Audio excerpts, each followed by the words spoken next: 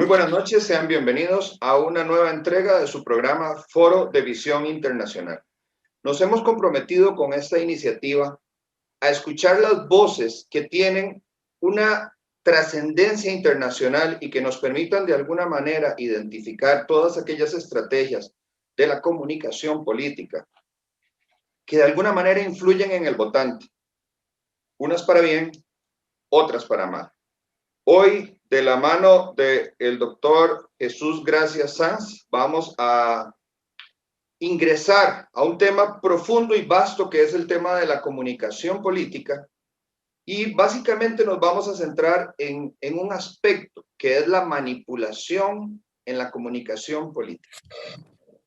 Doctor Gracia Sanz, ¿cómo se encuentra esta noche?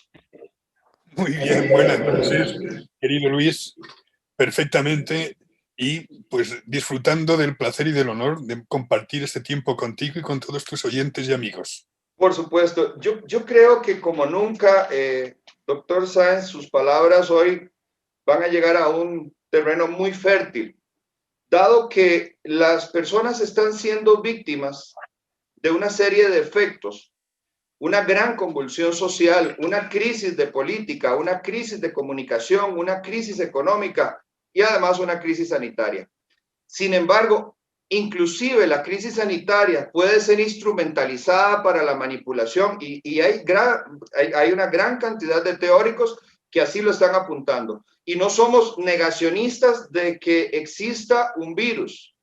Lo que no logramos saber es si el virus es tan peligroso y tan mortal como se dice, o simplemente ha caído, ¿verdad?, como un obsequio en los regazos de algunos políticos irresponsables que también han logrado de alguna manera, a través de la inoculación del miedo, por no decir del pánico, también dirigir la voluntad de los ciudadanos. Y sobre todo, y algo que a mí me preocupa muchísimo, es que de alguna manera empieza a presentarse un precedente que a mí me da pánico, y es el precedente de la obediencia, de la incapacidad del criterio y de infantilizar la mente del ciudadano, sea este un profesional sanitario, un economista, un científico o un ciudadano que vive una vida, digamos, de clase media o clase baja, una vida regular, una vida del diario acontecer.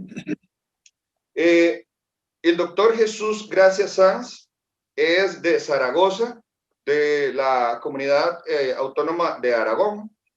Vive en Madrid desde hace bastantes años.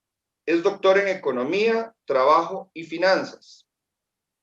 Perteneció a la Escuela Superior de Dirección de Empresas, Universidad Pontificia de Comillas, el ICAE. También tiene estudios demográficos de la Universidad Complutense de Madrid y estudios demográficos de la Universidad Complutense de Madrid. Teórico de la comunicación de la Universidad Internacional Menéndez Pelayo de Santander. Profesor de la Universidad Oscar Rivas en Uganda, Angola, África.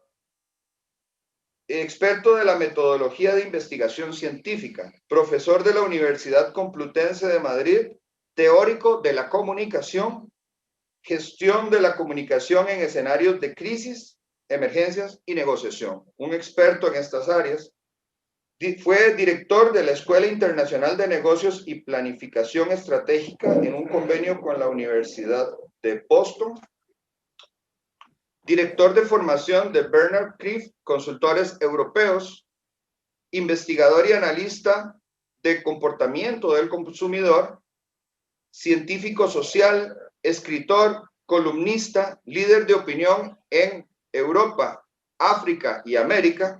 Conferencista internacional, analista estratégico de comunicación política, profesor de la Universidad Rey Juan Carlos I en su proyección internacional, líder del máster online de Bonselva Internacional Madrid, España, profesor de la Universidad Católica de Murcia, testigo de excepción y experto colaborador y coinvestigador del doctor Manuel Martín Serrano, líder internacional de la teoría de la comunicación universal y de la mediación social.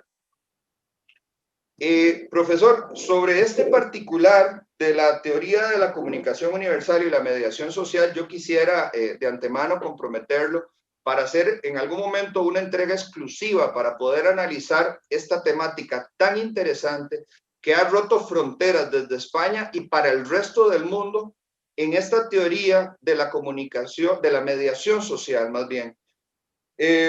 A grandes rasgos es una teoría que estudia profundamente la comunicación masiva y el impacto en la opinión pública. Doctor Gracia, la semiótica es una ciencia o una disciplina que estudia la comunicación humana. Somos el único animal en la naturaleza que tiene la capacidad de comunicarse no solamente con las palabras, sino a través de códigos, imágenes, sonidos. Las mismas letras que utilizamos en nuestro alfabeto son signos que al acumularse forman las palabras y las palabras forman los conceptos mentales con los cuales nosotros reaccionamos. Es tan complejo la ciencia de la semántica que inclusive una misma especie tiene distintos idiomas y cada idioma refleja culturalmente a su vez un código. Por eso muchas veces nos cuesta comunicarnos inclusive entre continentes y ya no solamente por el idioma, sino por las formaciones culturales, inclusive las religiosas. La manipulación en la opinión pública se estableció como un concepto de propaganda y el concepto de la palabra propaganda es propagar.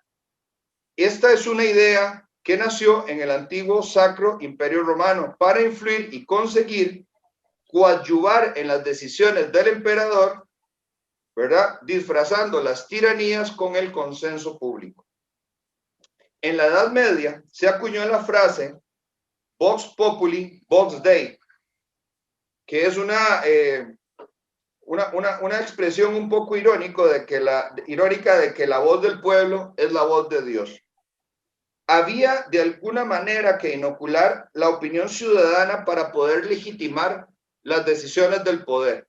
Estamos hablando hace 20 siglos.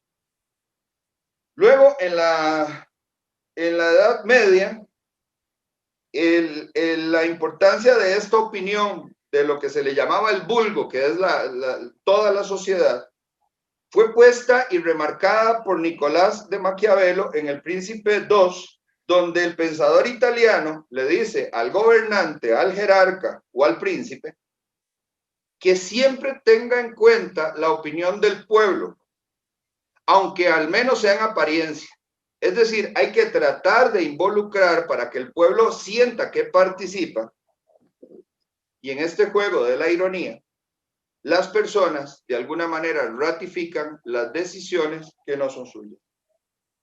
En este terreno de la opinión pareciera que se crea una falsa integración social, porque ciertamente la opinión pública termina siendo la opinión publicada por los medios y los medios responden a sus propios intereses. Dicho de otra forma, doctor Gracia, el ciudadano opina pensando que está dando una opinión propia con ideas prestadas, por ideas que de alguna manera fueron puestas en su mente para creer que son ideas producidas por el intelecto propio. Y esto es algo muy delicado. Por lo tanto, esto nos lleva a hacerle la primera pregunta. Doctor Gracia, si pensamos que la opinión del ciudadano está siendo conducida por terceros, usualmente por fuerzas hegemónicas o por líneas de poder, existe una diferencia entre la manipulación y la persuasión. Efectivamente, querido Luis. Son palabras que a veces pueden parecer sinónimas, pero desde luego hay una notable diferencia, porque persuadir o persuadir, de alguna forma, se trata de convencer a través de razonamientos. Quiero llevarte a ti, a mi interlocutor, a un punto que yo creo que es bueno. Y para eso te doy argumentos. para que tú razones, para que tú pienses y puedas llegar allí. La persuasión es buena. Cuando estamos haciendo cualquier tipo de negociación o de intercambio, ahora te cuento una película y te cuento aquellos aspectos que a mí me parece que son interesantes, buenos, para que tú decides finalmente ir a ver ese film también. Bueno, eso es persuasión, pero manipulación es casi sinónimo de mentira, porque en la manipulación lo que estamos haciendo es dar argumentos que nosotros sabemos que son falsos. De manera que si con uno te quiero convencer, te quiero llevar a un punto en el que yo creo que es bueno, con el de manipulación, yo antes ya sé que aquello a donde te quiero llevar, aquella información que te estoy dando, no existe, no es buena, es falsa. Por eso te estoy manipulando. Ya decía Laswell, por ejemplo, ¿no? La esencia de la propaganda consiste en inocular a la población una idea determinada con ayuda de los medios de comunicación. Porque traigo esta definición porque me gustaría recordar que manipular es mucho más sencillo a los grandes grupos que a una persona. A mí me resultaría muy difícil manipularte a ti personalmente, pero es mucho más fácil manipular a un grupo.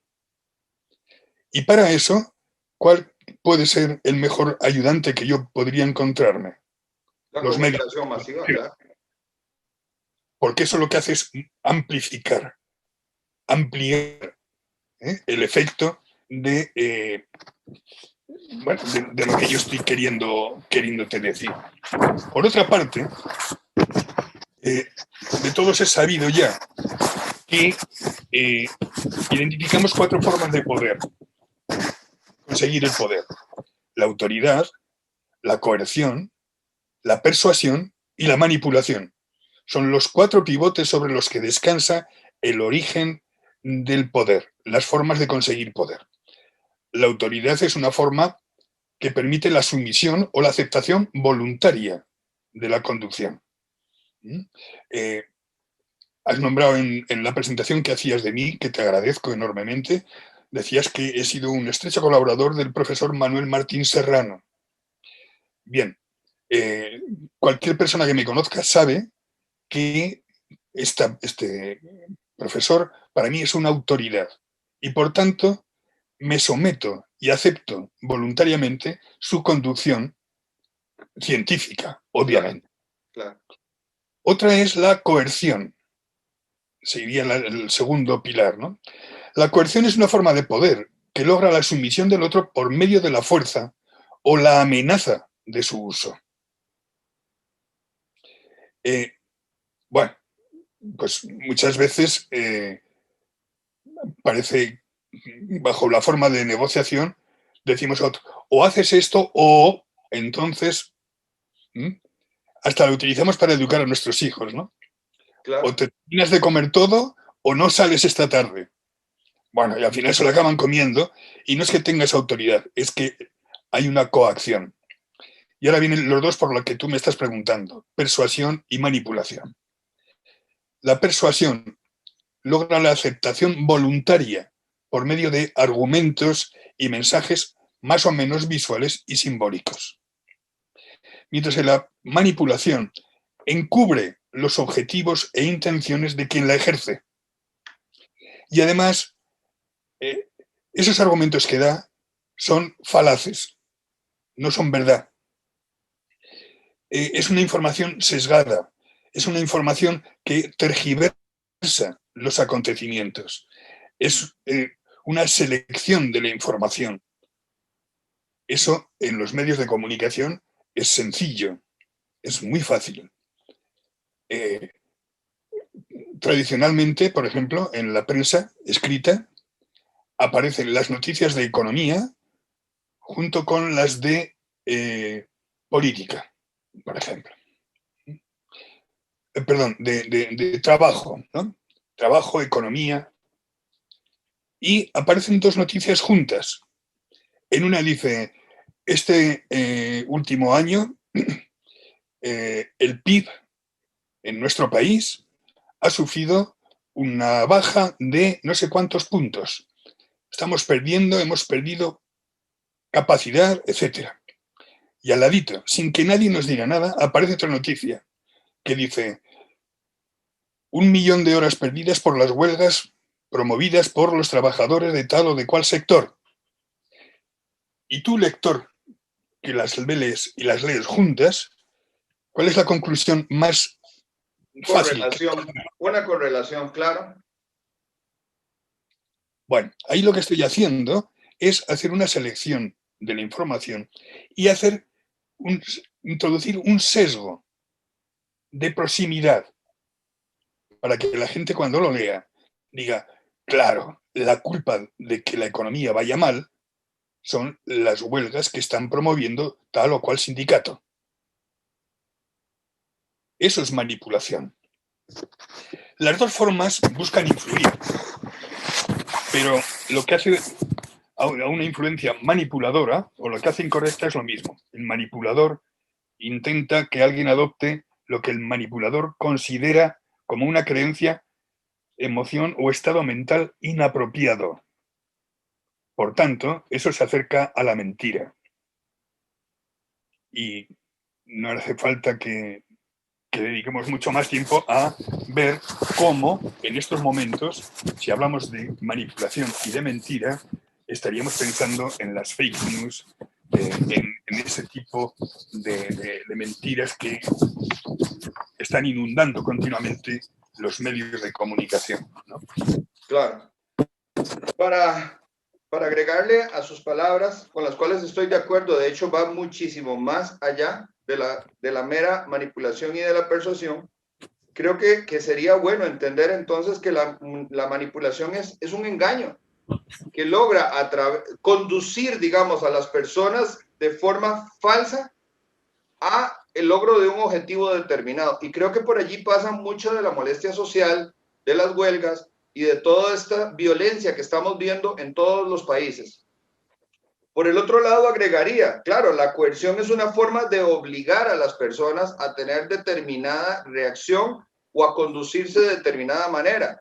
Y ello se puede instrumentalizar a través del miedo, que es algo que estamos viendo ahora, de la multa, del castigo o de la prisión. Ajá. Ahora, doctor, gracias, Sanz. El lingüista estadounidense, filósofo y politólogo Noam Chomsky detalló 10 estrategias de manipulación mediática que básicamente se conducen a través de los medios de comunicación de masas. Y antes de entrar en el análisis profundo de cada uno de esos métodos, que al final yo creo que van a permitir que nuestra audiencia internacional logre comprender que estamos todos de alguna manera siendo víctimas de esta agenda paso a paso y que las cosas que a veces no entendemos y a veces un mal candidato se convierte de repente en presidente es porque ha sido la comunicación de este candidato o de un mal gobierno instrumentalizada a través de estos elementos de la manipulación.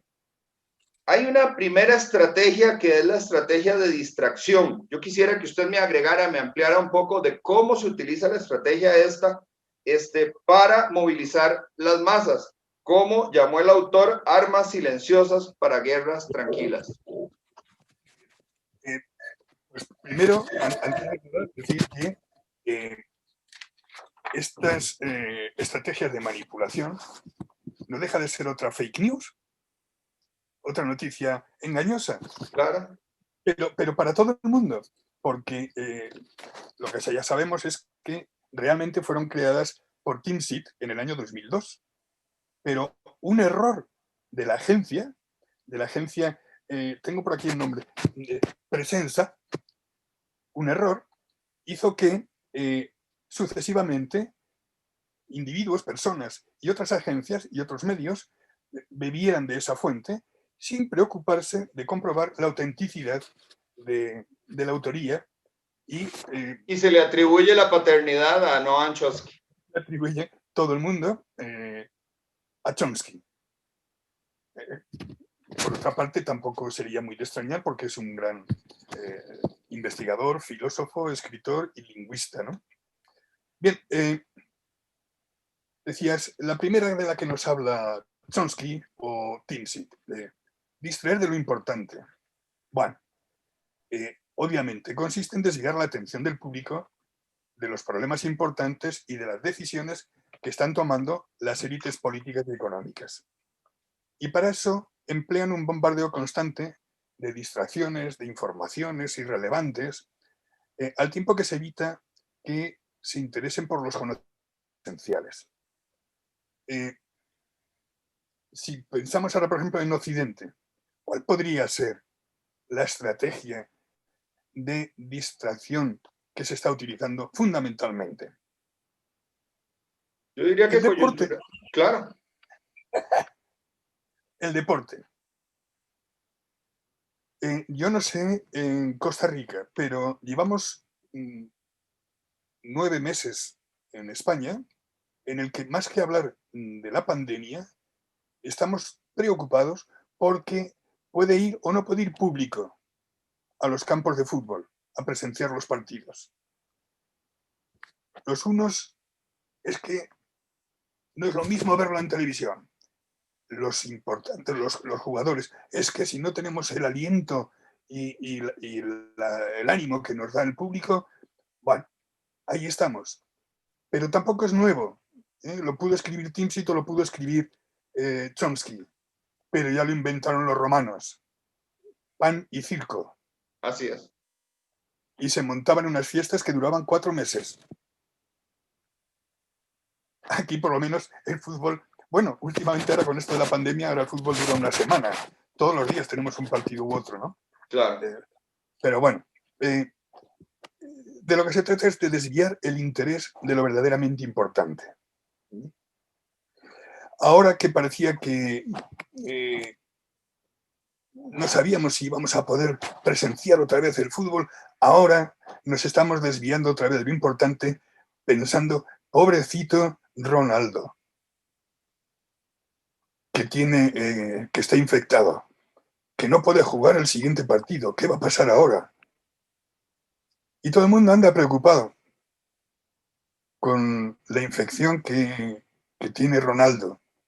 Y entonces, pobre Juventus. Bueno, esto es el pan de de cada día, ¿no? Claro, y mientras tanto el endeudamiento de los gobiernos va en escalada, el despilfarro, la corrupción y la gente, bueno, y yo le agregaría, además del show mediático que en este caso representa el fútbol y créame que es para España, pero también para Costa Rica, no hay diferencia, la estrategia es la misma. Acá en Costa Rica se ha estado dando una mediatización de la pandemia. Acá sí le interesa muchísimo al gobierno hacer un show a 4 o 5 tandas diarias junto con todos los periódicos contando el número de infectados, el número de muertos, sacan noticias extrañas, digamos que no tienen fuente, pero que dicen, bueno, los niños no son foco de infección, pero son vectores que infectan. Luego los niños no mueren, luego se nos murió un niño, luego ya no era por eso, ahora es por otra cosa, pero finalmente lo que terminan es poniendo a la gente en un estado de histeria y de pánico que no les permite ver el tsunami que viene a nivel económico, ¿verdad? Que es una cosa violentísima, no solamente para Costa Rica, creo que para todos los países.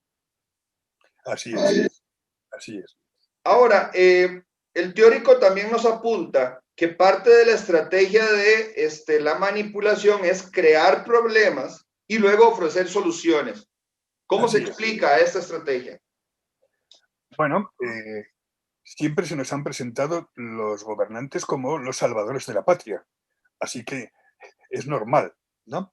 Por otra parte, sería una estrategia que la podríamos también llamar de problema, reacción, solución.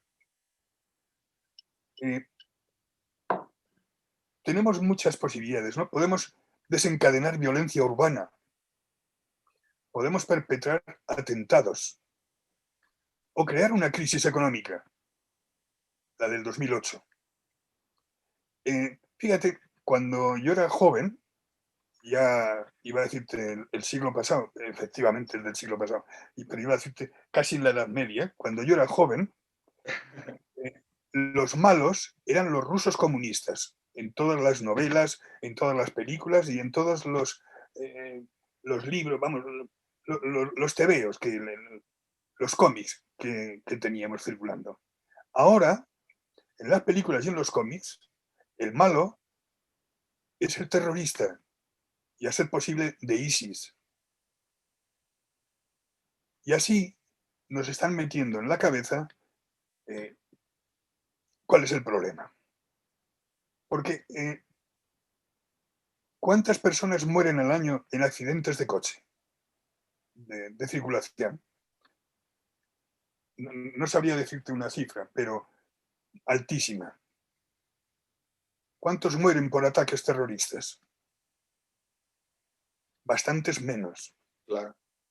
Pero, ¿tienes miedo de montarte en el coche y salir a la carretera o a la autopista? Pero ahora a lo mejor tendrías miedo de estar en París o en alguna que otra ciudad del centro de Europa que ha sido amenazada. ¿Por qué? Entre otras cosas, porque nos lo han creado como un problema, pero un problema además que no somos capaces de prever. Yo sé que si no me monto en el coche, no tengo un accidente, pero no sé si andando por la calle va a venir alguien, como ha venido ahora uno, con un cuchillo y mató a un profesor. Así que podría acabar incluso mirándote a ti así con cierta cara y diciendo, ¿será este uno de los... Un Bien, árabe. un árabe? Bueno, un árabe no, pobres, ¿no? Un terrorista. Un terrorista. Bien, ¿cuál es el objetivo que se busca con ese problema que se crea? Pues, entre otras cosas, buscar una reacción. ¿Y cuál es la reacción? Yo acudo a papá Estado y le pido que me solucione todo. Porque si hay no sé, atentados sangrientos o hay violencia urbana, le voy a pedir al Estado que me proteja. Y además le diré, para eso te pago impuestos, para que me protejas.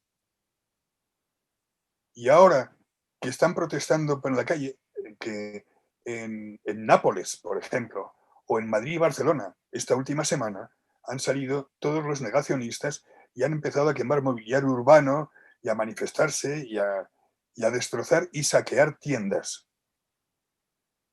Bien, ¿qué es lo que pedimos ahora la gente normal? ¿Qué es lo que puede pedir? Querido Estado, necesitamos un Estado fuerte. Esto lo tienes que impedir. Yo, propietario de un negocio, de una tienda, ¿cómo voy a quedarme tranquilo cuando una manifestación rompe los escaparates y me saquea mi tienda? Así que ahora soy yo quien le pide al Estado que intervenga. Y ahora el Estado se me va a presentar como el papá que me protege. Y va a decir, tiene usted razón, vamos a poner mucha más policía en la calle. Pero, además, usted no puede salir a partir de las 8 de la tarde. Y yo me quedo no solamente tan tranquilo, sino feliz. Así que, gracias a que se ha creado un problema y le pido soluciones, estoy dispuesto a perder parte de mi libertad o retroceder en las prestaciones sociales. Totalmente. Totalmente. Y no Sí, de solamente, hecho, sino que además el Estado queda, o el gobierno, diciendo, ¿lo ves, querido pueblo? Os protejo y os defiendo. claro. Y una de las cosas que refuerzo de su argumentación, que tiene una línea perfecta, de verdad, es cómo el ciudadano cede sus garantías constitucionales. Porque, por ejemplo, justificado por los atentados terroristas, hemos cedido que inclusive nos revisen el equipaje, nos quiten los zapatos en los aeropuertos, hagan una investigación total de nuestra intimidad, dónde estuvimos, dónde fuimos. Y hay algo que las personas no comprenden, y es que en el distractor que llevan en el móvil tienen un GPS que los está monitorizando todo el día, a todas horas. Las personas duermen con el móvil en la mesita de noche y hasta ese panóptico, ¿verdad? Que empieza por empresas comerciales, pero que termina cediendo toda nuestra información y nuestra intimidad también al gobierno. Entre mayor tiempo tengamos en el móvil, más negocio tienen ellos. Decía el creador de Netflix que el competidor de Netflix no es otras plataformas, son las horas de sueño, porque necesitan tener a la persona atrapada, observando series constantemente, porque la selección de lo que ve refleja la personalidad. Entonces es una forma increíble de poder hacer una lectura del usuario, y ni qué decir de Facebook y de Instagram y de todas estas redes donde estamos haciéndonos una radiografía constantemente y enviando información de forma gratuita. Y aquellos que son defensores de la soberanía y del derecho a la intimidad lo perdieron de forma gratuita. Hay otra estrategia del teórico que se llama la estrategia de la gradualidad. ¿Qué es exactamente la estrategia de la gradualidad? Eso es muy, muy interesante. Seguramente conoces una obra de Oliver Clerk que se llama La rana que no sabía que estaba hervida y otras lecciones de vida. En ese cuento, que es muy, muy cortito, hay una rana que está en una cazuela con agua fresca. Y la rana está pensando, qué a gustito se está aquí. Pero alguien enciende el fuego y el agua empieza a calentarse. Y cuando está solo templada, la rana sigue estando contenta y feliz porque dice, bueno, está calentito, qué bien, bueno, ¿no?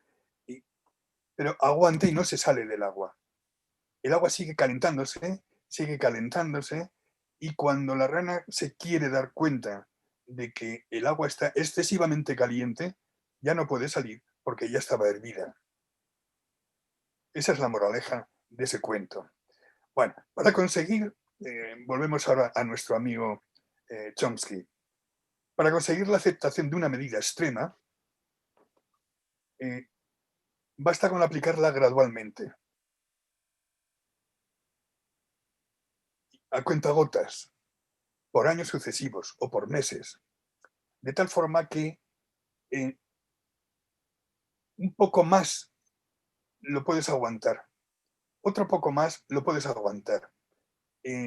Algo tiene que ver con una cultura milenaria como es la China, cuando había una forma de tortura que era las 1000 heridas. Y lo único que hacían era como una especie de cuchilla de afeitar, te hacen una pequeña rajita, luego otra, luego otra, luego otra, luego otra. Cada una de ellas no es ni mortal, bueno, molesta, pero no es dolorosa como para... Pero cuando ya tienes 1000 o 2000 rajitas en tu cuerpo hecha con una cuchilla, no solamente te desangras, sino que sufres, duele y te mueres. Esa es un poco la filosofía. Como ves, no estamos inventando nada, viene todo de miles de años atrás, ¿no? Por ejemplo, ¿qué pasa con la jubilación? El sistema de bienestar parece que tiene problemas para mantener a la población cada vez más envejecida y, bueno, si como es un estado de bienestar, hay que darles una pensión que se supone que te la has ido ganando a lo largo de tus años de actividad profesional. Pero ahora cada vez hay menos jóvenes, cada vez hay más viejos y cada vez hay menos trabajo. Así que cada vez es más complicado que los pocos que trabajan sean capaces de sustentar a los muchos que ya trabajaron. Entonces había una solución. Gobierno decir, señores, a partir de mañana no hay pensiones de jubilación. Nadie se va a jubilar. Seguiremos trabajando hasta el último día de tu vida. ¿Qué crees que ocurriría con una noticia de ese? Una rebelión absoluta. Una rebelión absoluta. Entonces, ¿qué hicieron? Ahora hablo por mi país, por España. ¿Qué han hecho? Bueno, no. En lugar de a los 65, vamos a ir hasta los 67, pero no ya. Así que a partir de ahora es 65 y 2 meses. Pasaron los 2 meses. 65 y 4 meses. Así hasta que lleguemos a los 67.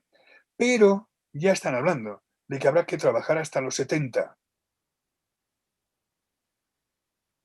Si lo dijeran de un golpe, habría, no digo una manifestación, sino una revolución. Claro. Pero ahora, que ya nos lo han dicho, lo juntamos con la táctica anterior, con la estrategia anterior, creamos un problema. Querido Luis, no va a haber dinero para pagarte la jubilación y te vas a tener que jubilar hasta los 70, vas a tener que trabajar hasta los 70. Te lo digo ahora para que te vayas preparando. Sí. Y Bueno, falta ahora mucho tiempo. te vas preparando y aunque te faltan medio siglo, Así. tú ahora empiezas ya a ahorrar. Empiezas a preocuparte y dices, oye, ¿qué pasará? Que al fin y al cabo es que me faltan solo 35 años, 40, 30, los que sean. Y ahora vengo yo, una vez más, y te planteo la solución. Mira, no voy a tener dinero para pagarte la jubilación, pero ¿por qué no te haces un plan de jubilación, un plan de pensiones particular? Y todos los meses a un banco que, por otra parte, yo no te lo voy a decir, pero es amigo mío, le vas a ir metiendo tus ahorritos para que cuando te jubiles, él te vaya a poder pagar una cantidad. Y los planes de pensiones aparecen como la solución. Los planes de pensiones particulares, individuales, aparecen como solución, planteada por los gobiernos, casualmente, para beneficio del sistema financiero. Claro. Pero nos lo están poniendo poquito a poquito. Ahora, 65 años más 4 meses. Después más 8, después hasta llegar a los 67. Y cuando lleguemos a los 67, que ya nos habremos acostumbrado, dirán, hasta los 70. Pero ya, venga, tenéis que haceros un plan de pensiones individual.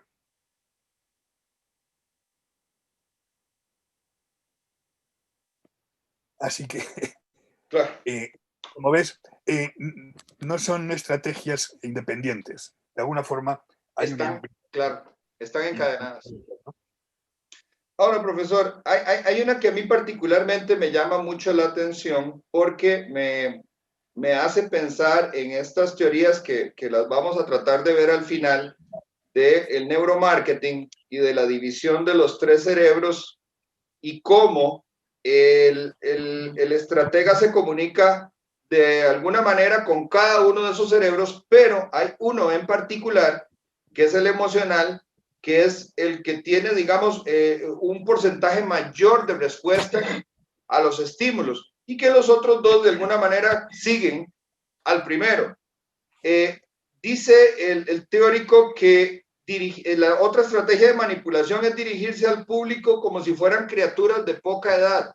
Interesante porque esto se une a lo de otro filósofo norteamericano que decía que estudios de la, vamos a decirlo de alguna manera, de la madurez emocional promedio de la humanidad hacía que hasta la persona más madura reaccione en determinadas condiciones como máximo un niño de 12 años. El egoísmo, las discusiones, las vanidades y un montón de reflejos que tenemos en el comportamiento y en la psicología humana hace que de alguna manera hasta la persona más madura en promedio reaccione como si fuera un niño de 12 años. Entonces, ¿cómo funciona esto de comunicarse con un adulto tratándolo como un niño y exactamente cuál es el efecto que se logra?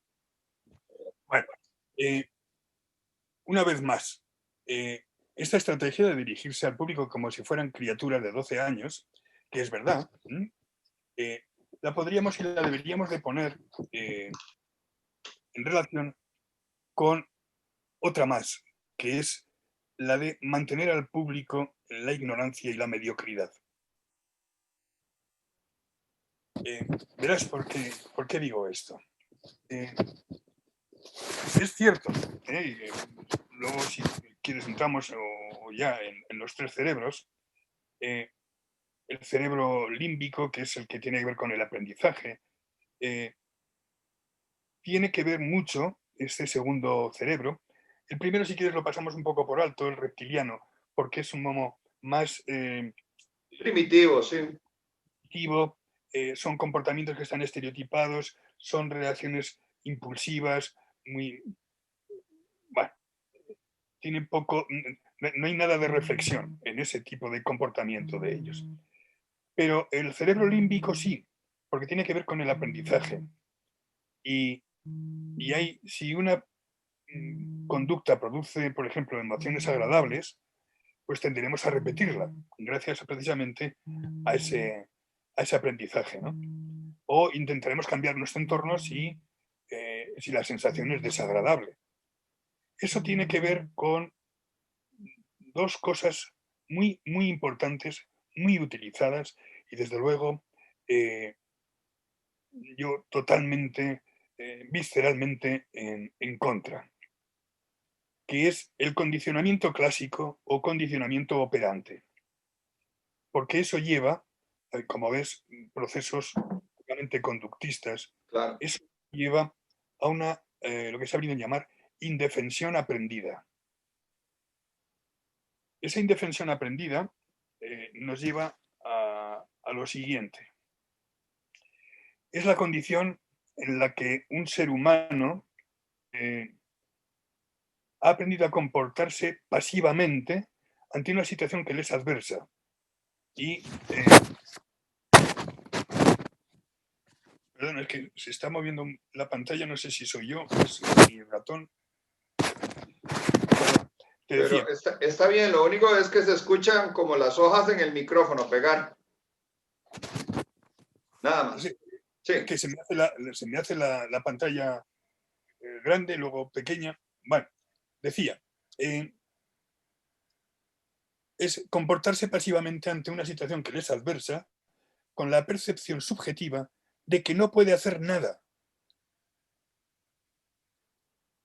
Y eso lo consiguieron, bueno, el Instituto Tavistock, que como sabes, pues es un instituto que depende mucho y trabaja mano a mano con el grupo Bilderberg, al que yo tengo en mis oraciones, pero desde luego en mis oraciones para ver si desaparece, no para otra cosa. Bien. Claro. Hicieron unos experimentos con dos perros. Pusieron a dos perros en dos áreas distintas, aunque se podían ver entre ellos, y el suelo, que era metálico, en uno, había descargas eléctricas en los dos, pero uno de los perros tenía una palanca al lado del hocico en el que, accionando esa palanca, dejaba de recibir descargas. El otro no tenía palanca y no podía hacer nada, así que las tuvo que soportar de forma violenta. Pasado un tiempo, los pusieron a los dos juntos en un espacio, también con el suelo metálico, que también iba a transmitir corriente, y una valla como si fuera la red de un campo de tenis, bajita. Y dieron a la palanca para que transmitiera electricidad. El perro, que había sido educado a darle a esa palanca, lo que hizo fue saltar por encima de la valla y escaparse de la corriente eléctrica que le estaba abrasando por las patas. El que no tuvo esa posibilidad de darle a la palanca, soportó estoicamente y no se marchó de allí y aguantó, porque había aprendido que no se podía hacer nada. Bien, esto se puede llevar también a las aulas, Wow. al aula. Y ha habido experimentos para ver cómo en 3 minutos una profesora norteamericana a un grupo en clase les consiguió inducir la indefensión aprendida. Bien, esa indefensión aprendida no solo es a nivel individual, también a nivel social, a nivel grupal.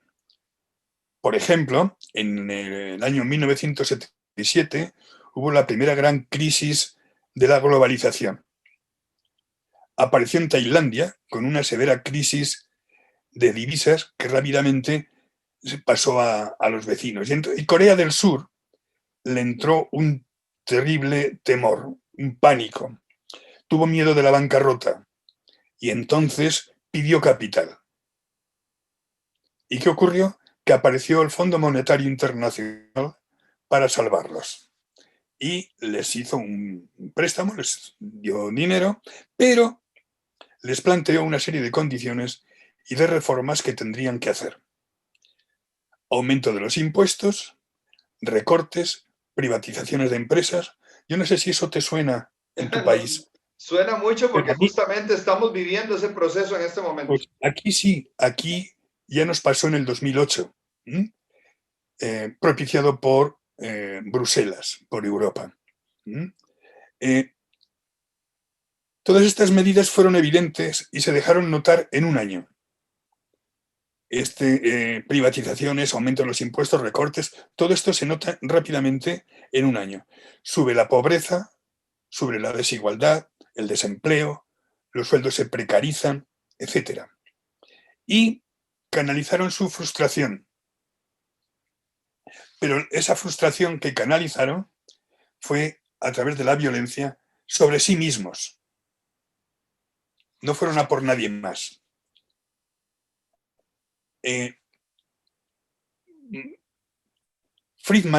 Milton Friedman, nuestro flamante premio Nobel de Economía, aconsejó a Pinochet que impusiera un paquete de medidas rápidas para la transformación económica de su país. Reducciones de impuestos, libre mercado, privatización de los servicios, recortes en el gasto social. Llegó a decir que todas las instituciones del país se deberían privatizar excepto una. ¿Sabes cuál? Las Fuerzas Armadas. Claro. Bien. Y a toda esta acuñó una fórmula para esta dolorosa táctica y la llamó tratamiento de choque. Y desde hace varias décadas, siempre que los gobiernos han impuesto programas de libre mercado de amplio alcance, han optado por el tratamiento de choque, que incluía medidas de golpe, también conocido como la terapia del shock. Así es.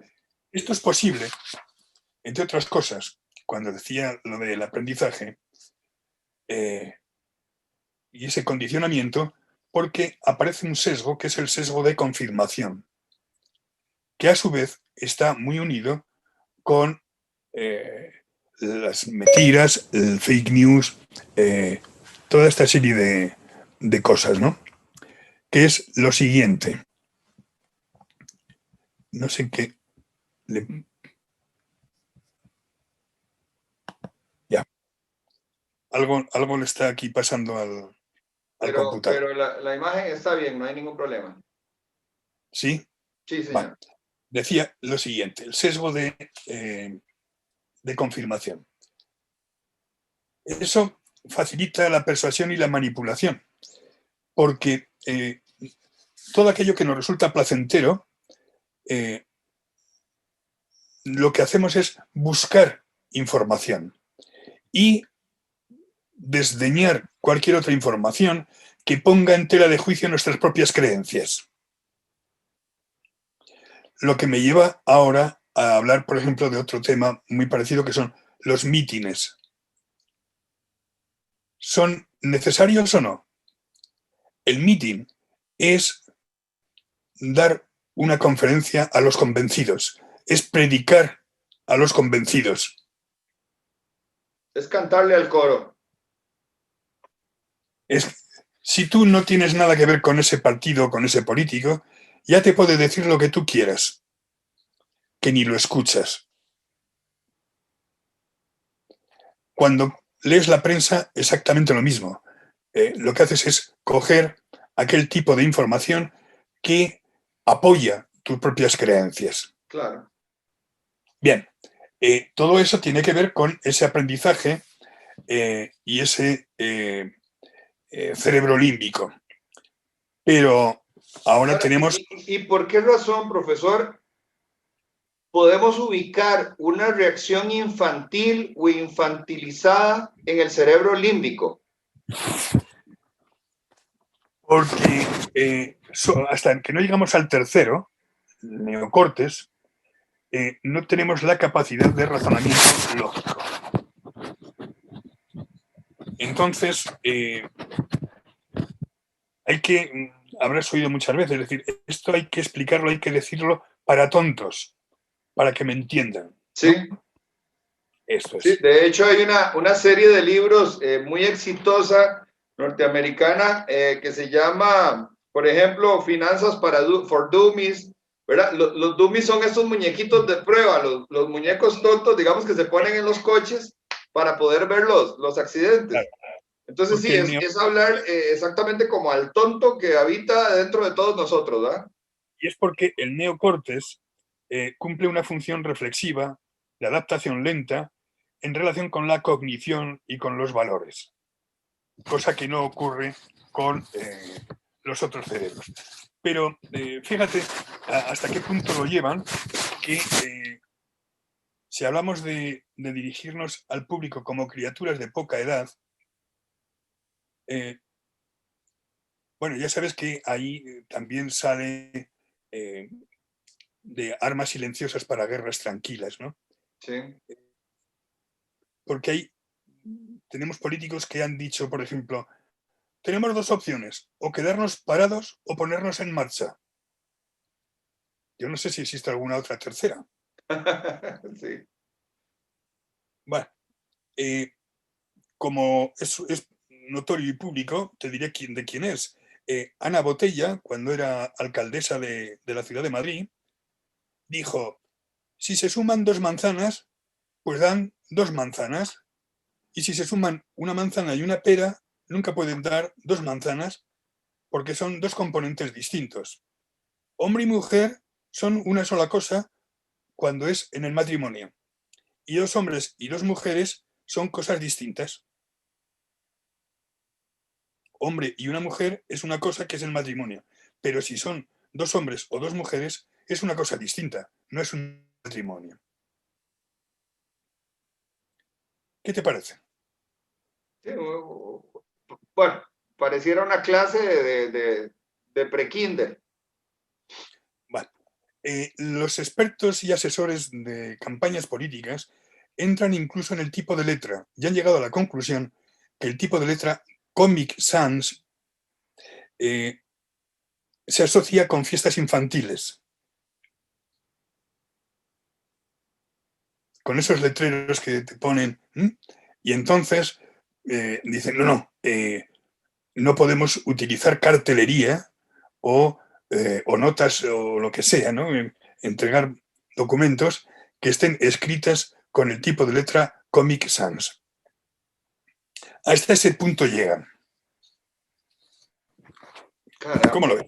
Bueno, y es que adicionalmente yo le integraría algo a su análisis que en realidad es vasto, es muy complejo, y es el adoctrinamiento o la instrumentalización que recibe el niño. Yo ignoro cómo funcionará hoy en día la escuela y el colegio, pero en mis tiempos de primaria y secundaria, cuando una persona llegaba a la clase, había que ponerse de pie y saludar, y luego sentarse. Y había una serie de rituales que uno pensaba que eran de muy buena educación y de un comportamiento cívico, pero ciertamente toda esa serie de ejercicios también permiten que el adulto, cuando llegue a cierta edad, tenga que seguir actuando de determinada manera y sin hablar, digamos, de entrar en el tema religioso y demás, también por ahí ha habido una infantilización, ¿verdad? En donde siempre alguien tiene la solución y usted es un simple pecador y no puede cuestionar, y ahí nacen los dogmas, y tampoco no puede ni cuestionar ni debe dudar.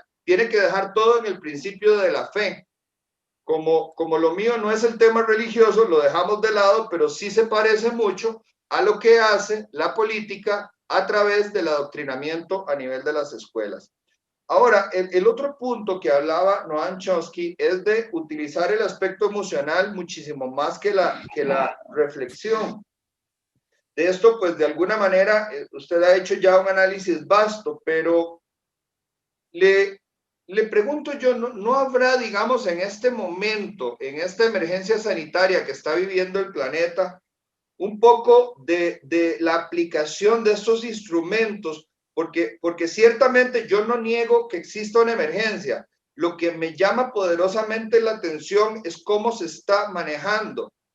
Vamos a ver, en otras circunstancias del tiempo, yo no veía a un presidente haciendo ruedas de prensa para un tema sanitario. Usualmente el tema sanitario era un tema de sanitarios, es decir, el tema médico estaba en manos de médicos y de técnicos, pero ahorita encontramos ministros de comunicación, presidentes dando charlas, y entonces pareciera que de alguna manera se podría estar haciendo un ensayo masivo, universal, planetario, para ver la reacción de grupos que no son solamente locales, aunque se atienden como locales, pero con recetas internacionales, tratando de injertar ideas, deseos, miedos, temores, compulsiones, porque se presenta una situación, no sé si es el caso de España, pero por ejemplo en algunos países de acá de América, si no portas la mascarilla, en algunos países es una multa de $600.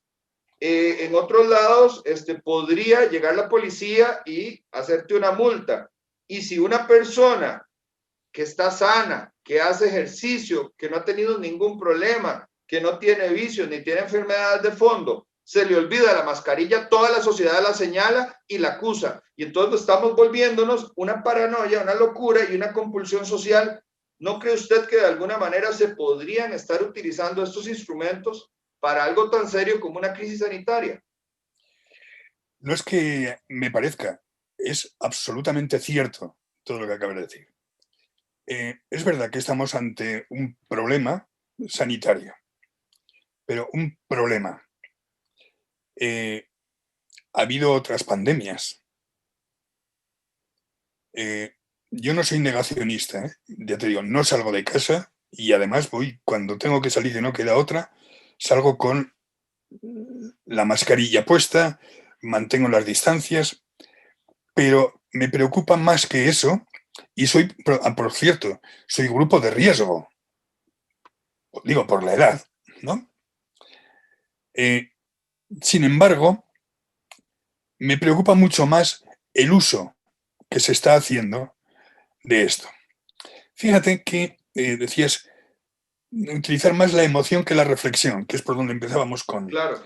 En efecto, porque la emoción poco tamizada por la razón da lugar a una percepción distorsionada de la realidad.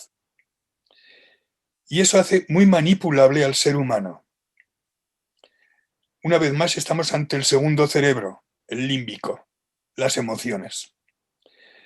Y además corroborado o reafirmado por la neurociencia.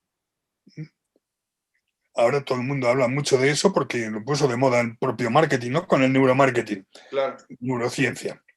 Efectivamente, hay una serie de emociones como el miedo, la vergüenza, el temor, en fin, que hacen que las estrategias de comunicación sean mucho más eficaces.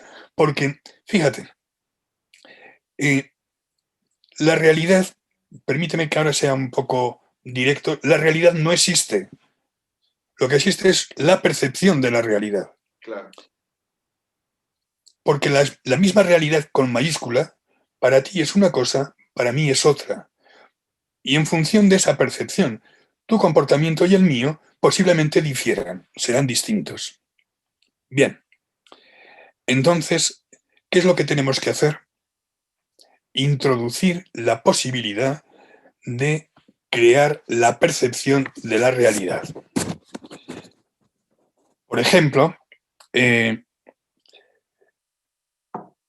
miedo, la tristeza, la pertenencia al grupo, la vergüenza y el orgullo son emociones que, te decías, hacen muy manipulable al individuo. Ahora hemos asistido o estamos asistiendo al final de la campaña de elecciones en Estados Unidos. ¿Y cuál era el eslogan de Trump? American First. Y luego tenía otro, ¿no? Hacer América grande otra vez. Make America great again. Great again. ¿Qué pretende con eso? El orgullo de ser americano. Aunque él no decía norteamericano, ni siquiera USA, ¿no? Americano, tú también eres americano, así que vamos a hacer América grande otra vez.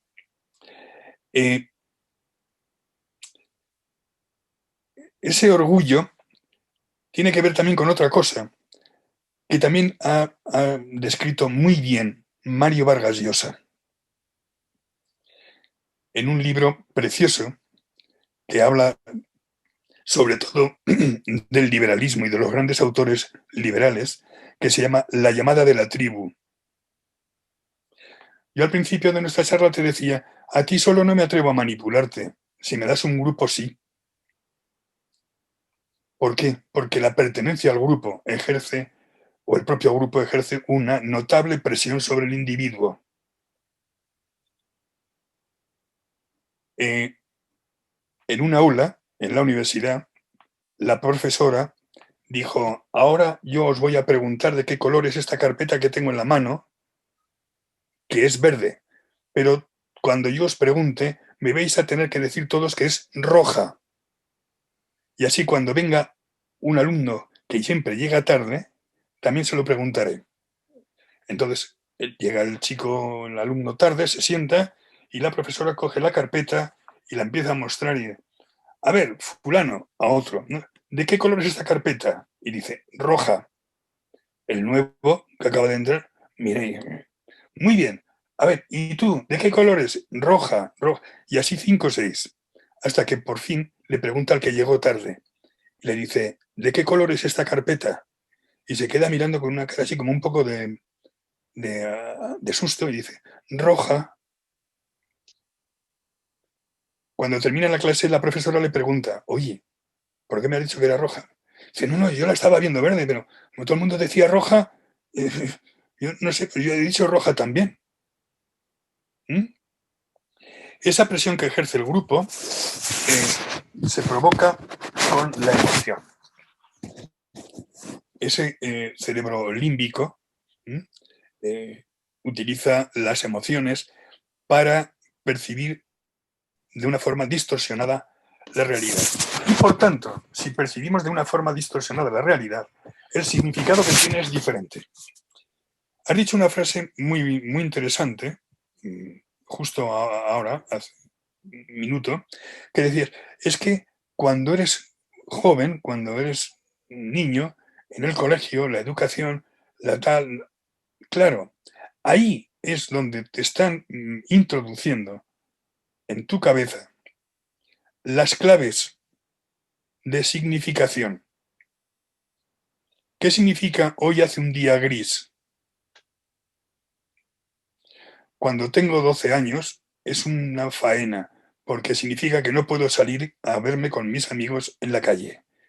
Pero si soy agricultor, digo, menos mal, parece que va a llover. Claro. Así que los mismos datos tienen una significación diferente para uno y para otro. Por tanto, mi percepción es diferente.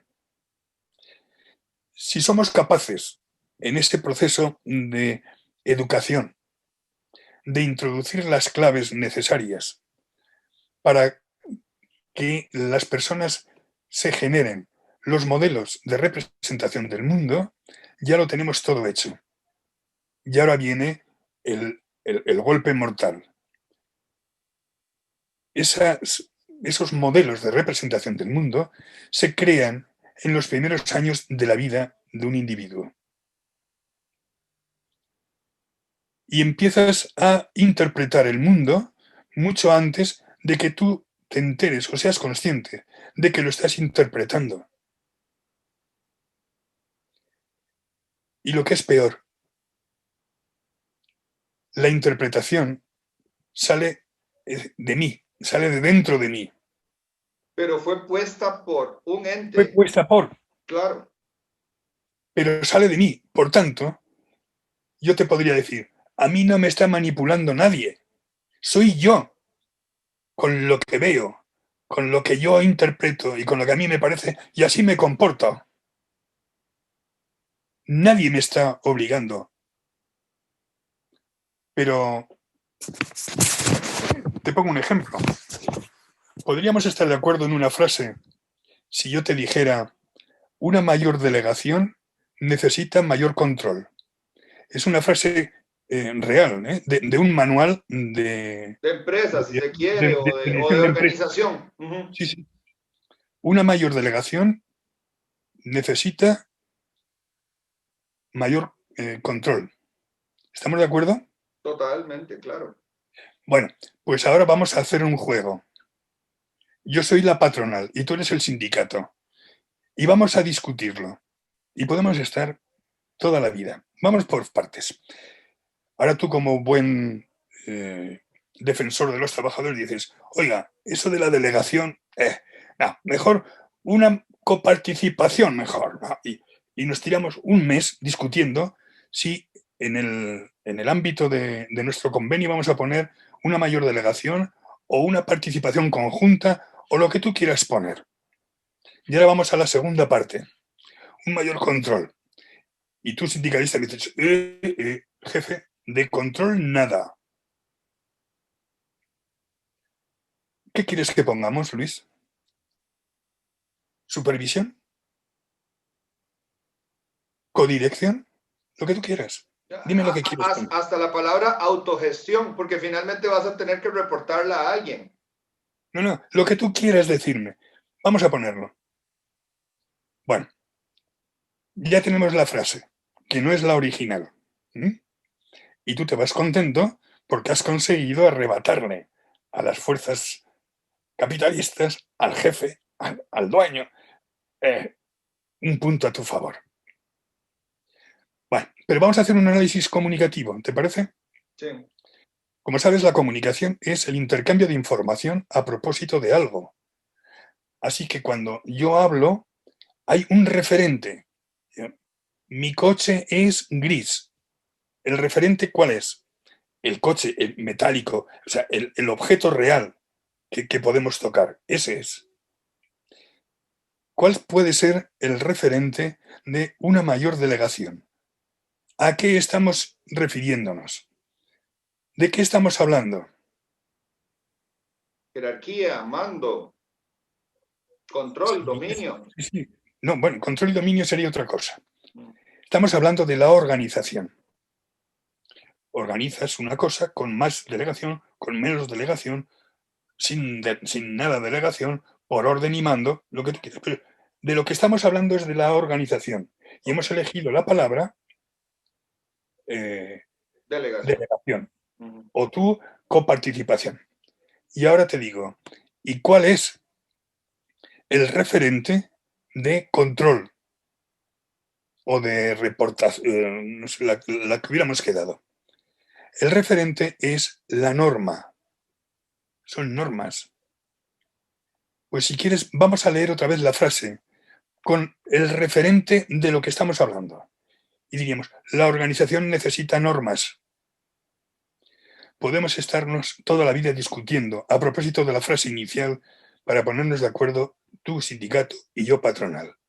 Pero nadie está poniendo en tela de juicio algo que tiene que ver con un valor, con un modelo de representación y de interpretación del mundo que tenemos metidos aquí en la cabeza, que dice, la organización necesita normas. Y lo mismo me da ahora hablar de países de derechas, de izquierdas, comunistas, capitalistas, demócratas o no. Todos están pensando que la organización necesita normas. Desde el punto de vista de la comunicación, todos los millones de frases que podríamos hacer sin tocar para nada ese código de funcionamiento son redundantes. Así es. Y finalmente termina imponiéndose la idea inicial. Claro. Ahora, doctor Gracia, hay un tema, digamos, dentro de este esquema de la manipulación que a mí me resulta hoy más que nunca evidente, y es que sea la televisión alemana, sea la televisión española, que ha tenido programas con una gran cultura, la televisión japonesa, china, norteamericana, de Argentina o de Brasil, usted va cambiando los canales y se empieza a encontrar una serie de programas tipo telebasura que hacen un culto a la vulgaridad, a la tontería, es una burla a la dignidad, pero se ve como la moda en donde el personaje se parece mucho, buscan tipos muy estrafalarios en su vestimenta, de conversación, es que ni siquiera es coloquial, realmente cae en lo chabacano, en lo vulgar. Entonces, ya esto lo tenía mapeado y previsto el teórico, porque él decía que hay que estimular al público a ser muy complaciente con lo vulgar y con lo mediocre. Y exactamente cómo incide eso entonces en la manipulación, es hacer los tontos para luego poder poner cualquier cosa, destruir los filtros. ¿Cómo visualiza usted la operatividad de esa estrategia? En esos reality shows en los que aparecen toda esta gente vulgar, mediocre, chabacana y hortera, al poco tiempo los vemos como nos los presentan como triunfadores. Algunos aparecen luego dirigiendo sus propios programas en televisión. O influencers. Influencer. Ahí tiene mucho que ver también no solamente la televisión, sino también las redes, claro. Las redes. Porque tienen muchos followers. Ahora no puedes tener seguidores, ahora tienes followers. Así bueno, es. Bien. Entonces, ¿cuál es el ejemplo que estamos dando? ¿Tú quieres triunfar? ¿Para qué quieres estudiar? Lo que tienes que hacer es tener un hijo con un torero y ya solucionó la vida. Tienes que ir a un programa de estos de El Gran Hermano y meterte en una casa encerrada y acostarte con todos los chicos que aparecen por allí o chicas que aparezcan por allá en aquel programa. O ambos. O ambos. Sí. Y así triunfarás, porque de ahí saldrás, tendrás tu propio programa de televisión y no han estudiado nada. Tanto es así que se jactan de no haber estudiado. Bien, pero fíjate, hemos creado ese arquetipo, que al final es de lo que se trata. No es que seas complaciente, es que es un arquetipo al que hay que imitar, y entonces, pues hay muchos, yo lo he visto aquí, jóvenes, chicos y chicas que dicen, ¿para qué voy a estudiar? Si luego este hombre que no tiene cultura, que no sabe ni hablar, solamente diciendo barbaridades. Y gana millones. Gana millones. Bueno, pero ese arquetipo ha llegado tanto a incluso que te cuento cómo define la presidenta de la Comunidad de Madrid a nuestra enfermedad de la pandemia. Dijo, sí, porque la COVID-19 significa coronavirus diciembre 19, porque fue en el 2019. Todavía se escuchan las risas de medio mundo cuando le dijeron, señora, esa D no es de diciembre, es de enfermedad en inglés.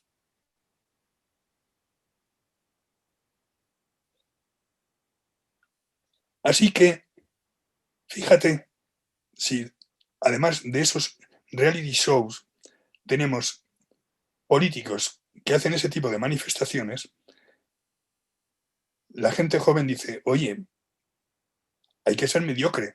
Incluso tengo la posibilidad de que me voten en unas elecciones.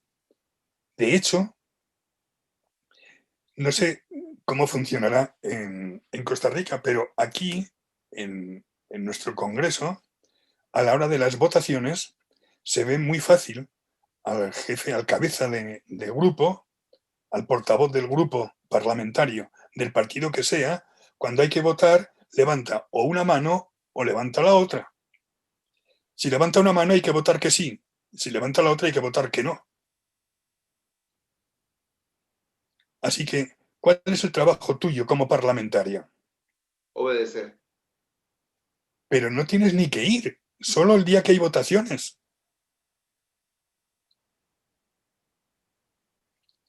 Y si aguantas una legislatura, luego tienes paro, jubilación de por vida.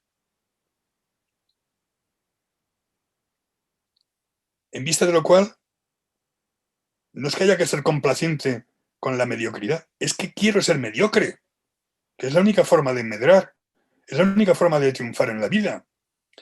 Porque si no lo eres, eres incómodo. Eres incómodo para la élite que es la que gobierna. Qué complejo, porque decía una infectóloga argentina, la doctora Bruno, que ante la situación, por ejemplo, haciendo referencia a esta enfermedad mundial y a la forma en que se ha cometido la crisis sanitaria, él decía que la verdadera enfermedad que debería tenernos a todos en alerta es una pandemia, pero de información, que hay un exceso tal de información que permite la confusión y permite también de alguna manera que cosas que la lógica no debería de aceptar se acepten por buenas y haga que las mismas personas sean controladores de los demás. Es decir, ya la labor de la policía se delegó al pueblo y está en manos justamente de los idiotas, los que no tienen capacidad de racionar, sino que simplemente obedecen.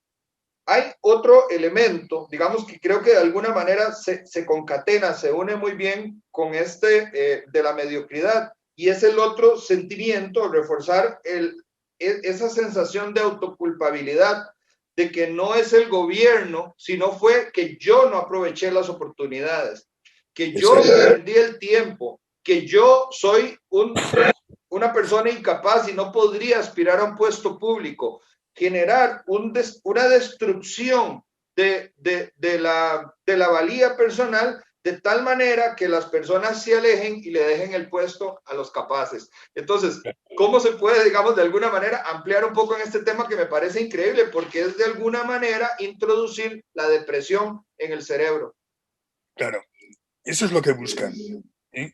Buscan que se entre en un estado depresivo que de alguna forma inhibe la acción. Y si inhibe la acción, ya no puede haber revolución.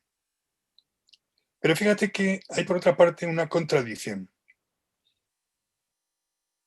Nos culpan de la situación por no tener la preparación necesaria.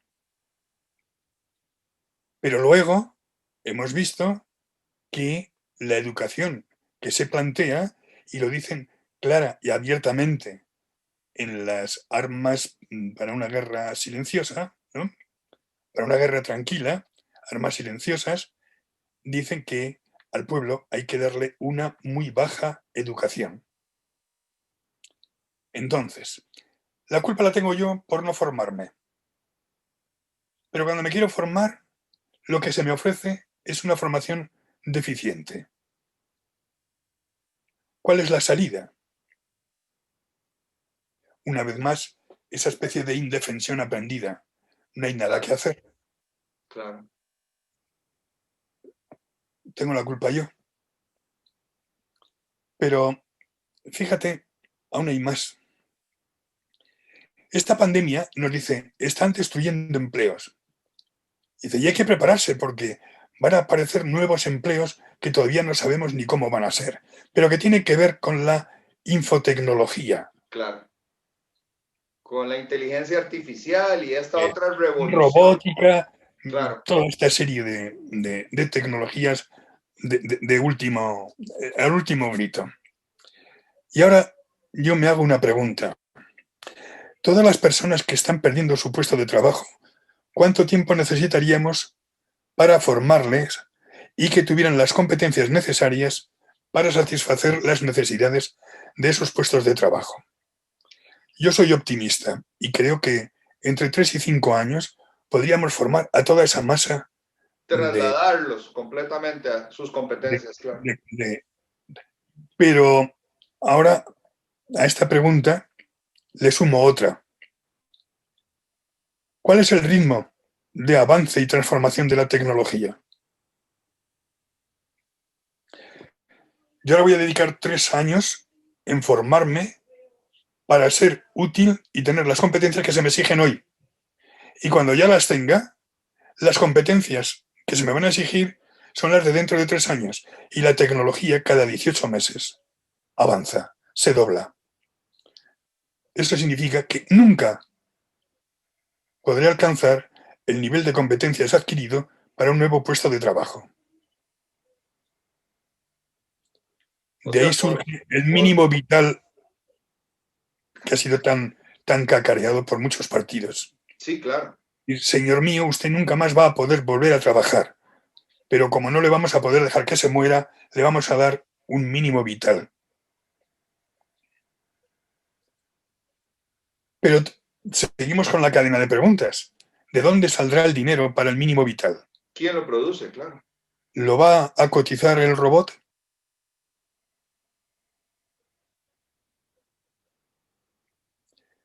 Es decir, en definitiva, con esta estrategia lo que hacemos es inhibir mis propias emociones y culparme. Destruirle la Porque, autoestima, claro. claro, si no llego dentro de 3 años a estar formado, la culpa es mía. Es que no he estudiado suficiente. No, señor, he estudiado lo suficiente. Solo que el ritmo es imposible. Claro. Sin autoestima no hay nada que hacer. Eso lo saben muy bien los educadores. Si tú quieres cambiar el comportamiento de una persona, tiene que ser siempre que admitas un cierto grado de error. Hacemos la prueba ahora mismo si quieres. Adelante. Luis Fernando, ¿tú con qué mano escribes? Con la derecha. Bueno, pues ahora yo te voy a pedir que con la mano izquierda escribas tu nombre y tu dirección. Lo hago, de verdad. Inténtalo.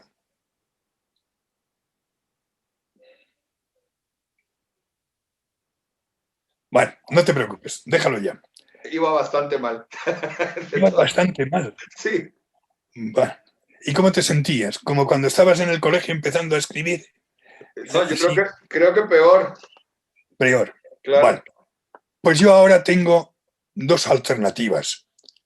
Al ver cómo lo has escrito, puedo decirte, Luis, ¿no te da vergüenza? A tu edad, escribiendo así de mal, eres un burro. Así no vas a ninguna parte. Pero tengo otra alternativa. Preguntarte, oye, ¿cuántas veces has escrito con la mano izquierda? ¿Es la primera o la segunda vez? Pues, oye, no está mal. Si sigues practicando, estoy convencido que en menos de un mes escribes con la mano derecha igual que con la izquierda. ¿Cómo crees tú que te motivarás más para seguir escribiendo con la mano izquierda? ¿Con el primer caso o con el segundo? No, evidentemente con el segundo, claro. Bueno, tú sabes cómo te llamas y dónde vives, ¿no? Y sabes escribir. Así que no te he pedido que hicieras nada que no supieras hacer. Solo que te lo he pedido que lo hicieras de otra manera. Así que cuando quiero introducir un cambio, tengo que estar dispuesto a admitir un cierto error. Porque como te diga que eres un burro y que así no vas, tu autoestima se queda por los suelos. Y nunca más, y no solamente nunca más vas a escribir con la izquierda, sino que ahora cuando yo me dé la vuelta, tú cogerás el bolígrafo que tienes en la mano izquierda, te lo pasarás a la derecha para escribir y luego otra vez a la izquierda para que cuando yo regrese vea que lo has escrito muy bien.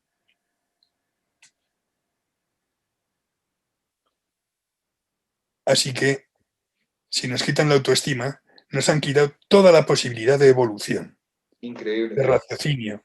Claro. Sí, es una inhibición absoluta. Total. Pero, bueno, no sabría evaluarlo, digamos, qué nivel educativo actualmente. Yo sé que el nivel universitario español es de primera línea, es extraordinario. No sé cómo andará la educación a nivel de primarias y secundarias. Aquí, por lo menos, en este lado del mundo, en la mayoría de los países, la educación privada es de muy, muy alta calidad y la educación pública, con raras excepciones, es de muy mala calidad y cayendo. Cuando usted hacía el ejemplo ese de la negociación con el sindicato, a mí me llamaba mucho la atención que efectivamente yo seguía la línea de pensamiento, pero si esa técnica se tratara de aplicar con los sindicatos del gobierno, el sindicato del gobierno dice, ni me va a dar delegación, ni me va a hacer control, y al final termina el gobierno cediendo todas las exigencias. Por ejemplo, algo que a mí me parece totalmente loable es que si yo soy una persona bien capacitada, yo no tengo ningún problema en que me hagan una evaluación. Pero si yo tengo falencias, entonces yo voy a estar completamente opuesto y voy a ser muy hostil a la evaluación porque me van a desnudar, van a ver cuáles son las falencias.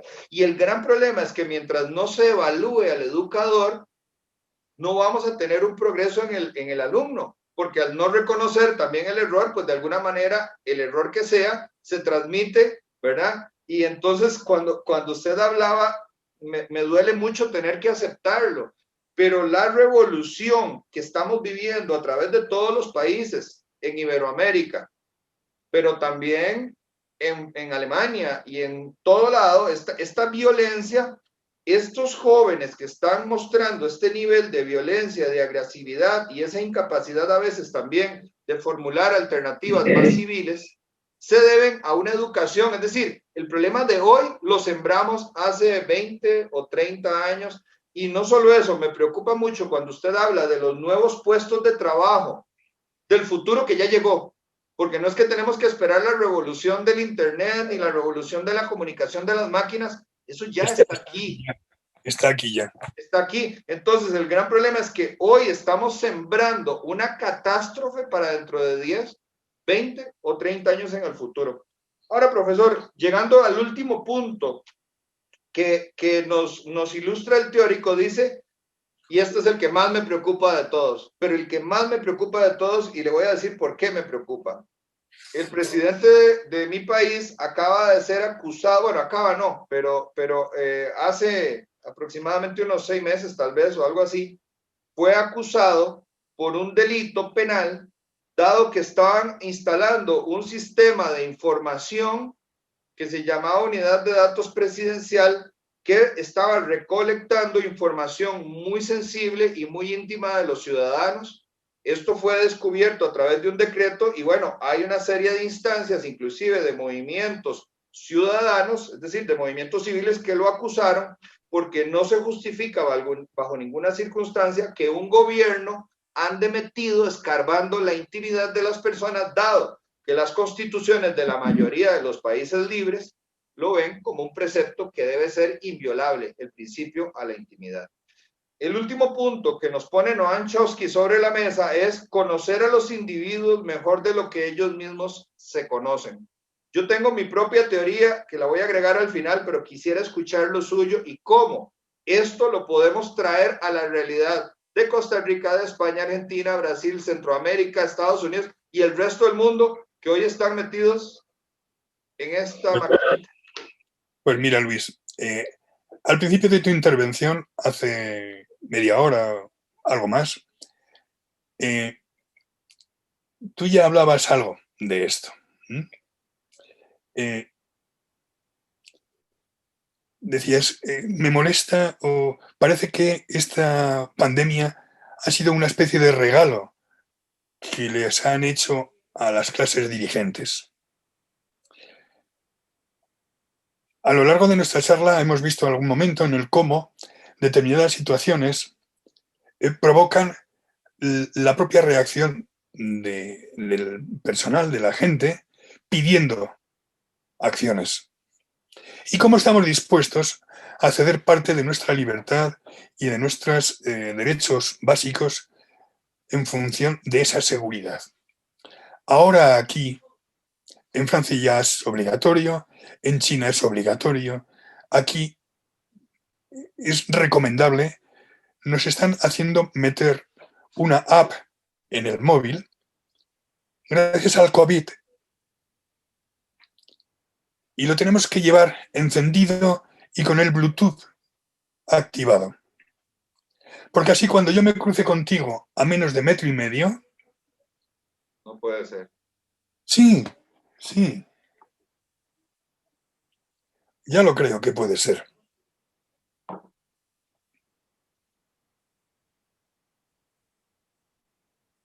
Claro. Radar COVID.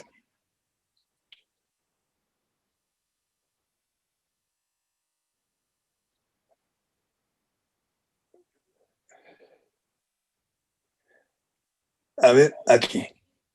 El de la derecha. No sé si se ve bien. Lo que pone radar COVID. Sí, ¿Lo claro. ves? ¿Cuál es la excusa?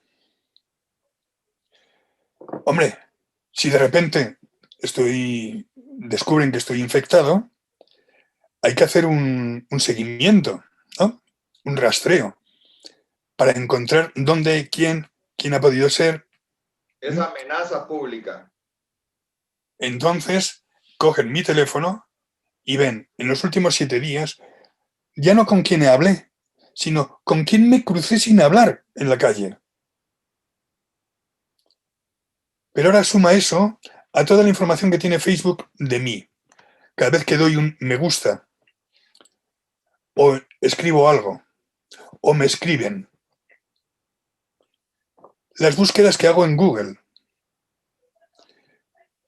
Todos esos algoritmos que parece que te están escuchando, en el que cuando busco un billete para ir a Costa Rica para ver a mi amigo Luis Fernando, de repente al día siguiente me empiezan a llegar publicidad de viajes. Y si compro algo en Amazon, ni te cuento. Bueno, pues ahora suma todo eso. Ya saben de mí más de lo que yo sé. Porque yo ahora no sé cómo reaccionaré ante una cosa imprevista. Pero ese algoritmo sí sabe cómo voy a reaccionar. Eso ya está, Luis. En China es obligatorio y si no la llevas, acabas en la cárcel. Francia la ha hecho obligatoria. Aquí, de momento, es recomendable. Pero ya nos la están poniendo.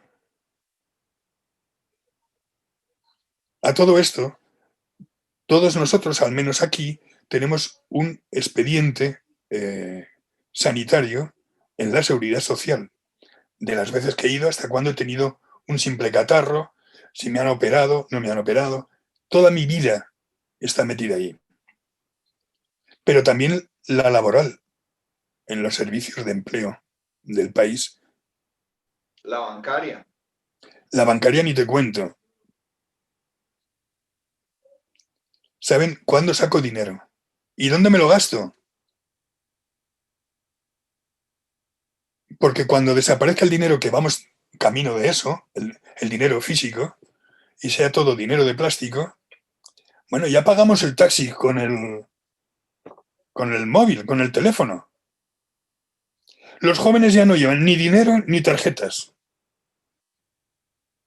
Ponen el móvil y pagan. Y pagan todo, desde 50 céntimos hasta cientos de euros. Todo lo que, cualquier cantidad. Así que eso ya lo saben.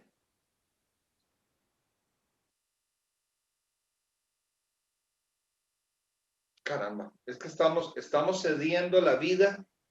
Hace unos Total. días estaba observando un documental que narraba de forma muy interesante por qué razón nos montamos a un autobús, vamos a un parque, vamos a un restaurante y ves una pareja de gente joven, una muchacha muy atractiva, con un hombre pues de buen ver, y ninguno ni siquiera se conversa, no se miran a los ojos. No, están cada uno con su... Están hipnotizados en la maquinita. Y entonces decía que es que la gente realmente no entiende qué es lo que está pasando con esta máquina que nos está consumiendo la vida, nos está consumiendo la posibilidad de disfrutar de las cosas bellas que todavía tiene el mundo, y preferimos ver un pajarito, un perrito, un video en internet, ¿verdad? En línea, que ver al perrito en vivo, porque ni siquiera al perrito que tenemos le estamos prestando atención, ni siquiera a los hijos, porque estamos, o sea, yo veo fotos de madres con sus niñas constantemente viviendo una vida alterna, en un avatar que se ve feliz, que se ve exitoso, pero la vida real la estamos dejando de lado. Así es. Fíjate que en esta época de Facebook e Instagram, este proceso de creación de mitos, que en el fondo es de lo que estamos hablando, puede observarse mejor que nunca. Porque parte de este proceso se ha externalizado desde la mente al ordenador. Resulta fascinante, pero también espantoso, ver que hay personas que pasan incontables horas construyendo y embelleciendo su propio yo en línea. Tanto lo embellecen que quedan, ya no se parece. Quedan prendedas de su propia creación. Claro. Y que confunden la verdad sobre ellas mismas. Es decir, acaban siendo el personaje y no la persona. Y se relacionan así. Esa virtualización tiene ese riesgo. Vamos a ver. Yo ahora estoy hablando contigo y estamos teniendo una relación virtual. Como sabía que íbamos a grabarlo, me he puesto corbata. Porque sabía además que estoy sentado. Pero si me levantara, verías que llevo, en lugar de pantalón, llevo el calzoncillo. Sí. Llevo el pijama. Por tanto, estoy creando un personaje. Manipulando la percepción, claro. Claro.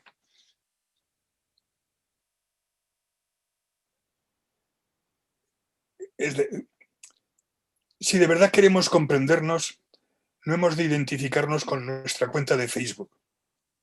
Estoy de acuerdo. Profesor, hemos llegado al final del programa y nosotros tenemos, digamos, una estructura, y es una estructura que yo sí la revelo al público porque me parece que es muy valioso conocer de alguna manera qué es el objetivo de lo que estamos tratando de lograr a través de estas entregas.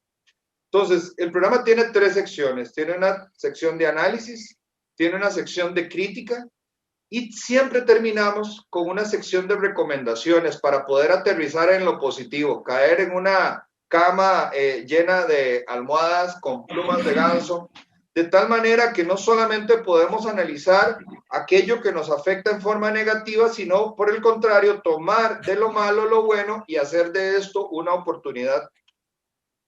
Doctor, gracias Sanz, yo le agradezco el tiempo que usted ha dedicado, agradezco su conocimiento. Yo sé que es imposible meter todos los años de experiencia y de experiencias, de conocimientos, de clases, de anécdotas que usted puede tener en una hora, por lo cual también le pido que ampliemos para otras entregas y poder desarrollarnos en otros temas. Sin embargo, viendo la facilidad y la instrumentalización con la que nos conducen, y lo peor, creemos que somos nosotros, porque el problema es que ni siquiera los filtros que tenemos no son propios, nos los dieron desde niños y nos los siguen reforzando constantemente a través de las tecnologías y de la información que nos dan. ¿Cuáles serían esos 3 o 4 consejos que usted le da al ciudadano para procurar de alguna manera despertar de esta hipnosis y no caer en la manipulación que finalmente termina apoyando a un candidato o haciéndonos no votar por el que queremos, sino votar en contra, ¿verdad?, del que no queremos? ¿Cómo podemos despertar y cómo podemos despertar a nuestra juventud y a nuestros niños? ¿Cuáles deberían de ser estas 3 o 4 luces de alerta que nos dicen que nos estamos aproximando a un abismo. Bueno, podríamos acabar, o podría acabar mi intervención diciendo que no esperemos la perfección. No hay ningún político que cuente toda la verdad y nada más que la verdad. Pero aún así, hay políticos mejores que otros. Hay unos mejores que otros. Para evitar esa especie de lavado de cerebro y cómo distinguir la realidad de la ficción, diría, primero, si queremos una información fidedigna, hay que pagar un buen dinero por ella. Porque si conseguimos las noticias gratis, podríamos muy bien ser nosotros el producto. Claro. Y segundo, pues la segunda regla general es que si alguna cuestión nos parece de importancia excepcional, hagamos el esfuerzo por leer literatura científica relevante a propósito de ese fenómeno. No hay más, no hay mucho más. Si nos dan la información gratis, algo nos quieren sacar. Somos el producto. No sé, somos el voto. Somos el producto. Así es. Profesor, muchísimas gracias, de verdad. Por último, querría decirles una especie de advertencia. Cuando un político empieza a hablar en términos místicos, atención, cuidado. Mesiánicos. Sí, cuando empiecen a hablar y utilicen palabras como sacrificio, eternidad, pureza, redención, etc. Si alguien oye alguno de estos términos, haga sonar la alarma, porque nos están queriendo llevar al huerto, como diríamos en la expresión más típica nuestra, ¿no? Española. Para conservar la cordura, tenemos que intentar siempre traducir esta monserga en términos reales. Y nos dicen, este sacrificio que tenemos que hacer ahora va en función de... ¡Buh! Tiemble usted. Algo hay detrás. Vamos a ver qué es lo que me están queriendo decir realmente. Ahora con la COVID. Nos dan mucha información, demasiada. Cada día tenemos más infectados, claro, pero acabo de recibir un informe hace cuestión de no más de 3 horas en el que hay una correlación positiva entre número de test hechos y número de infectados. Cuantas más pruebas se hacen, más infectados hay. Claro. Antes no teníamos apenas infectados. Se hacían 1000 pruebas y salían 100. Ahora que hacemos casi 1 millón, tenemos 300.000 infectados en un día. ¿Es que están creciendo de una forma enorme? Bueno, no. Se están detectando. Que no es lo Pero no nos dicen de esos cuántos son asintomáticos. ¿Cuántos? En fin, pero que nadie me malinterprete. No estoy diciendo que no sea un problema. Estoy diciendo que lo están utilizando, que la información es deficiente y está sesgada. Si alguien quiere saber, debería de acudir, como decía en esa especie de recomendación, acudir a la literatura científica a propósito de eso. Y fijarse. Por cierto, los PCRs no son PCRs para la COVID. Es una adaptación de lo que ya existía a esta enfermedad. Luego, teniendo en cuenta que nos han dicho que buena parte de los síntomas son similares o son compartidos con otros tipos de enfermedades, ¿qué es lo que realmente está detectando ese test? Claro, podría haber un sesgo en el instrumento de investigación. En cualquier caso, hay que seguir las normas, hay que guardar la distancia, hay que usar la mascarilla, hay que... De acuerdo, pero de ahí a entrar en pavor, no. Que nadie se suicide por eso. Así es, así es. No, no, y vamos a salir adelante. O sea, Claro que vamos a salir. no es la primera, no es el primer ataque pandémico que ha recibido la humanidad, porque hay muchísimos que han estado documentados y muchos otros que no tuvieron documentación histórica. Doctor Gracia, muchísimas gracias por habernos acompañado esta noche. De verdad que quisiera comprometerlo para volver a hacer otro programa, porque creo que hay algunos temas que también podríamos de alguna manera generar una línea interesante, cronológica, de este tema tan interesante, tan profundo y tan importante como es la comunicación política y la comunicación pública. Muchísimas gracias. Me tengo a tu entera disposición. Ha sido un placer. El placer, créame que es absolutamente nuestro. He disfrutado muchísimo la plática y agradezco muchísimo su compañía en esta tercera entrega del Foro de Visión Internacional de su canal digital Foro 506.